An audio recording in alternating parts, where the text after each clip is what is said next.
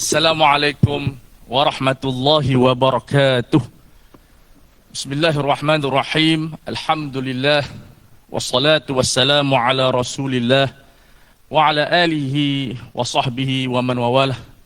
Saudara pengurusi majlis yang saya kasihi lagi saya hormati, Ahmad Muhammad, Perdana Menteri Malaysia Datuk Seri Anwar bin Ibrahim, yang saya kasihi kakanda saya Datuk Seri Saifuddin, ayanda saya Ketua Seksual Negara Tan Sri Samsul Azri, KSU dan semua Direktur Jemputan Tan Sri Ayub, muslimin muslimat yang dirahmati Allah. Alhamdulillah, saya bersyukur kepada Allah kerana kita dapat bertemu dalam majlis bersama dengan malaikat yang menjaga keamanan. Dan ia merupakan satu kementerian yang penting dalam negara yang sudah ada dalam sejarah kita, bahawa keamanan yang dipelihara oleh Kementerian Tentera ataupun Keselamatan Polis, ia merupakan salah satu maqasid yang penting dalam agama yang disebut sebagai maqasid al-amni. Sebelum saya bicarakan tentang madrasah islah, suka saya sebutkan bahawa selalunya kita menyebut maqasid syariah terbahagi kepada 5, tetapi ia tidak mencukupi, iaitu penjagaan agama, penjagaan nyawa, akal, harta dan juga keturunan.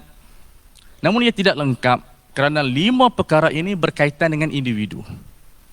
Di sana ada 2 maqasid yang ditambah oleh ulama untuk menjaga 5 maqasid ini, iaitu maqasid keamanan masyarakat yang disebut sebagai al-maqsad al-amni al-ijtimai, supaya masyarakat tidak dizalimi, dijaga sistem dia lengkap dari sudut ekonomi dan makanan, tidak rasa takut dan gentar, tidak diperkotak-katikan, yang disebut oleh Allah at'amahum min ju'in wa amanahum min khauf. Dan yang kedua, al-amnu al-ijtimai, al-amnu al-dawli, keamanan negara, supaya tidak ada pemberontakan, tidak ada jatuh-menjatuh sehingga menggugat kestabilan negara. Dan 2 maqasid ini yang menjaga agama kita. Mana mungkin kita dapat mendirikan salat berjemaah, tarawih misalnya, pembangunan ekonomi, pelancongan yang masuk, investor yang masuk ke dalam negara kita, pelancong yang datang ke dalam negara kita, melainkan ada keamanan. Sebab itu nikmat keamanan ini disebut oleh Allah Subhanahu wa taala sebagai satu janji Tuhan, satu undertaking. Wa'adallahu alladhina amanu minkum wa 'amilus salihat. Itu janji Tuhan kepada kita, kalau kita beramal saleh dan melakukan agenda reform dan islah, Allah Ta'ala akan tukarkan وَلِيُبَدِّلَنَّهُمْ مِنْ بَعْدِ خَوْفِهِمْ أَمْنًا, akan menggantikan ketakutan kepada keamanan, kerana ketakutan kita tidak mampu melaksanakan agenda reform dan kita tidak mampu untuk melakukan inovasi. Inovasi ataupun reform ini hanya berlaku kepada negara yang ada keamanan. Jadi saya ucap syabas kepada kekanda saya Datuk Seri kerana menjaga negara dengan baik, dan ceramah pun boleh dilakukan pada hari ini. Alhamdulillah. Secara ringkasnya, Ramadan ini merupakan madrasah, merupakan badan pendidikan yang bersifat ketuhanan yang tidak disusun oleh manusia. Kerana kita gagal untuk mengawal satu perkara yang tidak dibincangkan oleh Barat, yang tidak dibincangkan oleh sains, yang tidak dibincangkan oleh ilmu psikologi, iaitu bagaimana nak mengawal syahwat. Allah Subhanahu wa taala apabila ingin bersumpah tentang syahwat ataupun nafsu yang merupakan syahwat, Tuhan bersumpah dengan planet-planet yang besar, makhluk-makhluk yang besar. Wasyamsi waduhaha wal qamari idza talaha, kemudian was-sama'i wama banaha wal ardi wama tahaha.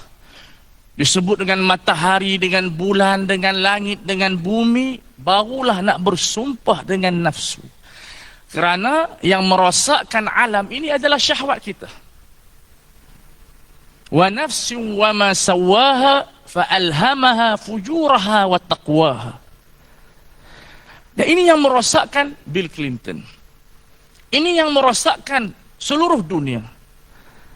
Kerana syahwat ini penggerak kepada hayawan.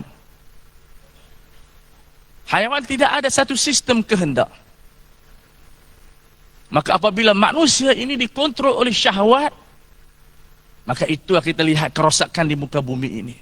Dengan ketirisannya, dengan rasuahnya, dengan pelbagai isu. Dan dalam ekonomi kita tak bincang bagaimana kawalan syahwat. Dalam sains kita belajar sains, kita belajar akal. Ya, betul. The power of mind. Tapi macam mana kita nak kawal syahwat kita? Bagaimana kita nak runtuhkan syahwat yang kontrol jiwa kita? Yang disebut oleh Ibn Taymiyah, banduan ataupun orang yang terpenjara bukannya banduan. Al-asir bukan orang yang duduk di penjara. Tetapi orang yang terpenjara ini orang yang dibelenggu oleh syahwatnya. Walaupun dia duduk di istana, dia duduk di pejabat, tetapi syahwatnya yang kontrolnya, dan akhirnya dia jatuh dengan syahwat. Dan tidak ada universiti, kita belajar universiti, semua belajar universiti. Ataupun di sekolah, tak ada satu pengajian yang dapat mengawal syahwat.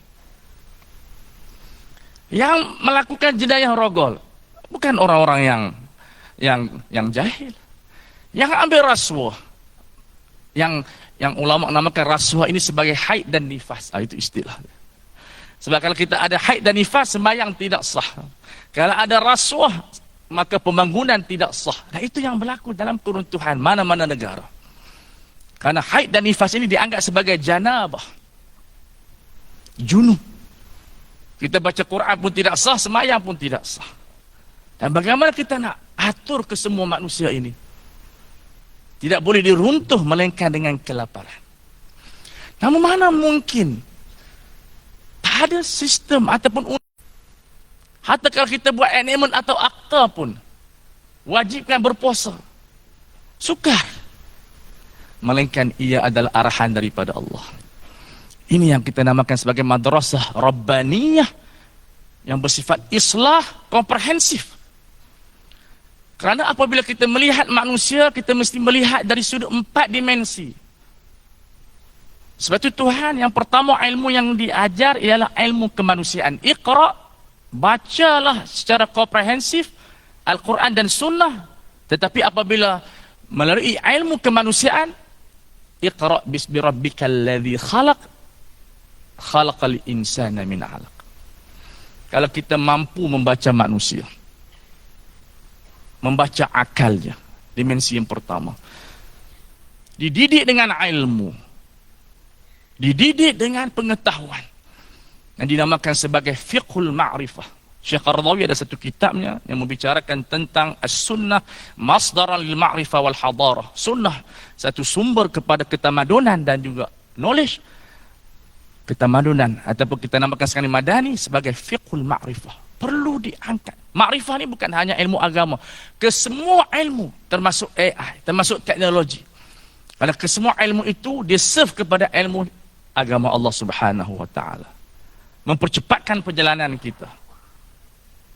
Akal. Yang kedua, hati. Hati adalah tempat kita berkasih sayang. Hati yang dicipta untuk melihat kecantikan. Untuk melihat dunia dengan pandangan rahmah. Dengan pandangan ihsan. Sebab itu Allah Ta'ala meletakkan kecantikan pada hati. Dia tidak meletakkan pada akal kita. Karena akal hanya membicarakan ya atau tidak. Tetapi hati boleh melihat orang yang gelap, itu cantik. Orang negro pun ada orang minat. Karena bukan dilihat oleh akalnya, dilihat oleh hatinya. Kadang-kadang kita heran, suami dia handsome. Macam Datuk Sri Saiful dia handsome. Saya pun lebih kurang lah kita mana. Tapi isterinya tak berapa lawak. Dan otherwise sebaliknya, isteri dia cantik sangat. Tapi suami dia, kita pun kata aku handsome lagi, kenapa dia pilih suami dia? Kecantikan di hati kita. Perlu dididik dengan cinta, rahmah. Kerana semua benda boleh dicuri, melainkan cinta. kullu syai'in yusraqu illa al-hubba. Perlu dididik dengan cinta. Dan kata Muhammad Iqbal, seorang profesor yang besar dari Pakistan, orang yang pertama yang mendapat PhD di Oxford tahun 1906, menyatakan pendidikan moden tidak mampu mendidik masyarakat menangis. Kalau kita mampu menangis, tak ada kes rogol, tak ada rasuah, tak ada rompakan, kerana jiwa kita ini pengasih. Tapi tak ada pendidikan bagaimana nak sayang orang. Dan yang ketiga, dimensi nafsu. Yang ni yang susah. Nafsu ni diibaratkan seperti kanak-kanak. Dia akan kejar, dia akan menangis. Wa nafsu katifli intuh min syabba ala hubb radha'i wa in taftinhu yanfati. Nafsu seperti kanak-kanak. Kalau kita biar dia akan merontak, akan memberontak, akan nak susu. Begitulah syahwat kita. Kita dah ada 1 juta, kita nak 2 juta. Tapi tak ada pendidikan yang boleh meruntuhkan syahwat ini. Dan dimensi yang keempat, tubuh badan kita. Sebab itu kita belajar ais, salji, hanya 10% saja permukaan dia. Dalamannya semua air. Manusia ini kebahagiaan fizikalnya hanya mampu bagi 10%. 90% lagi dalaman kita. Kalau syahwat kita dibentuk dengan baik, minda kita dibentuk dengan ilmu, hati kita dibentuk dengan rahmah, kita menjadi satu madrasah, satu Quran yang bergerak. Manusia tidak melihat kepada Al-Quran semata-mata, tetapi dia melihat kepada ummah yang bergerak sebagai Quran yang bergerak. Sebab itu kita namakan Ramadan ini satu madrasah islah yang syumul, kerana dia mampu meruntuhkan syahwat. Kalau kita dalam penjara, bila kita lock up, Tan Sri, kita nak soal siasat, mereka yang disyaki kita bagi lemah dahulu. Mungkin 1 hari itu suruh berdiri, ya, sampai dia tidak ada upaya untuk bercakap bohong. Baru kita boleh tanya dia. Hari kedua, hari ketiga baru kita, ni betul tak siasatan ni? Saya dengar-dengar macam itulah. Sebab saya sedang menulis satu buku fiqh penguatkuasaan. Jadi kita ada dalam perjumpaan, rupanya bila kita nak siasat pun dia runtuhkan dahulu dalaman tu. Begitulah Allah Subhanahu Wa Taala. Bila dia nak bina manusia, dia runtuhkan dahulu syahwat. Tapi syahwat tidak boleh diruntuh dengan hari-hari kita makan nasi lemak, kita makan roti canai. Syahwat dapat diruntuh dengan kelaparan. Kerana bila kita lapar, perut syahwat kita kenyang, baru kita boleh berfikir. Sebab itu kalau kita melihat Sami ataupun mana-mana orang yang beragama, mereka kurangkan makan. Karena dengan lapar tidak mampu berfikir. Al-bitnah tudhibul fitnah. Kekenyangan dapat mengurangkan kecerdikan. Maka syahwat ini diruntuhkan dengan puasa. Hari pertama hari ini kita, okey, mungkin kita tak rasa lagi. Hari kedua, ketiga, keempat, kelima, keenam, kita dapat rasa minda kita dah segar. Baru kita dapat merasai kelaparan. Baru kita dapat merasai jiwa yang tenang. Baru kita tahu bahawasanya kita boleh kontrol syahwat kita. Dahulu kita nak makan, pukul 7 pagi kita makan, 9 pagi kita makan. Ada orang buat kajian, dalam beg-beg tangan wanita, dalam tu ada coklat, ada karipap. Ada bukan di KDL lah, di tempat lain. Sehari mereka belanja, sebulan hampir RM100. Sebab dalam beg tangan perempuan ni semua ada gula-gula, asam. Kalau tak percaya, tunggu Syawal. Makna dia lapar je dia makan. Dia rasa rezeki, dia ambil asam. Bila kita nak kontrol, tetapi bulan Ramadan menyedarkan kita, rupa-rupanya syahwat boleh dikontrol. Kita katakan, saya tidak akan makan waktu azan, kita berhenti. Saya hanya makan pukul 7:30. Maknanya kita boleh kontrol, dan akhirnya barulah kita menjadi pemerintah jiwa kita. Sebab itu kata ulama tasawuf, man malaka nafsahu marratan malaka nafsahu tulal umri. Ini yang kita nak dapat. Bila kita dapat kuasai syahwat kita, kita jadi raja. Kan orang yang terbelenggu dengan syahwat, penagih dadah, maka tak dapat kontrol. Sebab itu yang dapat kontrol ke semua ni, bila kita dapat kontrol syahwat kita, penagih dadah pun dapat tinggal dadahnya. Ini masalah kita. Kita lupa. Mungkin kita ada masalah. Kita sebut masalah ekonomi, masalah sosial. Tapi kita lupa. Asas kesemuanya itu yang disebut oleh Syekh Taha Jabi' Alwani dalam bukunya adalah kemanusiaan itu sendiri. Azmatun insaniyah. Yang asasnya syahwat. Kalau kita mampu mempertukarkan syahwat kita, kita ada jernih mata kita, minda kita, kita mampu melaksanakan agenda reform. Sebab itu alhamdulillah kita berbesar hati kena menjadi umat Islam. Ditarbiah 30 hari untuk mengenal diri sendiri. Dan akhirnya kita menjadi orang yang kuat. Kenapa? Karena madrasah Ramadan, kalau kita perhatikan, bukan hanya untuk beribadah, tapi ia adalah madrasah time management. Mana mungkin kita boleh susun waktu seperti mana bulan puasa. Tak ada orang makan 5 pagi. Hari ini saya bangun 5 pagi untuk makan. Tak ada. Dulu 5 pagi kita makan itu teruk sangat. Dan kita makan dari sudut portion yang sangat kecil. Ada tak hari ni yang tambah nasi ni? Tak tahulah. Ya, polis dia makan lebih sikit. Dia memang kalau dulu kalau dalam kitab fiqh, orang kerja petani, kerja berat ni dia kena makan banyak. Dia makan pulut sebab dia nak simpan tenaga. Jadi mungkin hari ni nak simpan tenaga makan nasi 2 kali tambah. Tapi jarang sahur kita makan portion yang tinggi. Itulah portion makanan kita kecil. Dan kita manage, kita boleh sembahyang duha, kita boleh baca Quran, kita boleh buat tarawih. Tak ada waktu lain kita boleh manage, boleh buat tarawih sama ada 8 ataupun 20. Yang menarik, kita manage energy. Energy management. Kalau kita main bola, siapa yang pandai main bola? Sahabat baik saya Ronaldo. Ya. Saya dulu Datuk Seri memang nak main bola, ayah saya tak bagi. Saya dapat sekolah Bukhari, dia panggil sekolah projek. Saya setahun berontak kat Mata Mahmud, malah nak belajar sebab saya dapat main bola. Kalau tak saya sekarang ni dah sama sebaris dengan Beckham dan seumpama dengan dia. Tapi ayah saya halang, jadi saya berontak setahun saya tak nak baca, tak nak hafal Quran. Pergi sekolah pun malam-malam sebab saya dia pemain bola. Dalam permainan bola tu kita manage energy. Kalau kita tengok cerita sahabat saya Salah, semua sahabat, dia dulu main bola lari saja. Dia masuk Liverpool, saya bukan Liverpool. Saya banyak berpindah sejak mazhab Manchester, kemudian Real Madrid, kemudian saya An-Nasr Saudi. Kemudian dia berlari saja. Sampai dia kata, dah 30 minit, 40 minit dia letih dah. Terpaksa dikeluarkan. Akhirnya dia ajar tentang energy management. Berlari, berjalan, jangan berlari sepanjang waktu. Rupa-rupanya kita puasa, kita boleh faham tentang konsep energy management. Kita boleh bekerja seperti biasa, tapi kita manage. Kita sahur, mana ada waktu rehat sikit, qailullah, kita bekerja seperti biasa. Dan akhirnya masyarakat bukan Islam tertarik dengan puasa ini. Luar biasa. Sebab kita bekerja seperti orang lain.